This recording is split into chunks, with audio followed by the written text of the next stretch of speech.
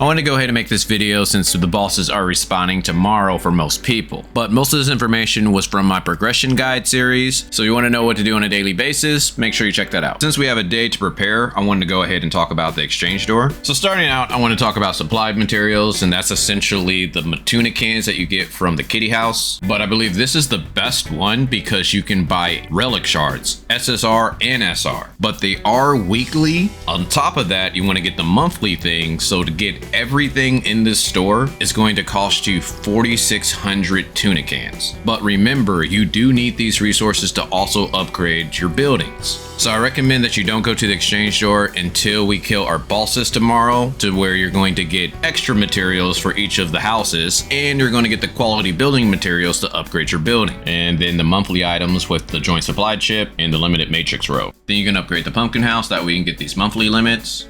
Then you can upgrade the machine pod, so you can also get these other monthly limits. Plus there's some crystals that you can buy, which is not bad, but with all the gear that we're gonna get, it's not the most important in the world. And then the last thing would be renovation materials. The only thing here that I think is pretty good is probably trying to get the token. Special gifts aren't that great as long as you're doing your training. Gold, it is pretty good, but I don't think it's the most important thing in the world, so I wouldn't put a very high priority on it. So now if we go back to the building section, you'll notice that all of my buildings are level 3, but my development center is level 4, meaning that I can bring up all of the other buildings to level 4 before I need to level up my development center to increase the level. So again, I recommend that you upgrade the kitty house first, then the pawpaw house, then the pumpkin house, then the machine pot, and the last one is the turtle house, in that order. That way you're going to get the most resources that you need. Then once you've done all that, I would go to the development center and try to get it to level 5, and then just go right back in that order to where you level up the kitty house, the pawpaw house, the pumpkin house, the machine pot, and then the turtle house. But if you kill all the bosses, you're going to get 200 high quality building materials and 200 composite materials,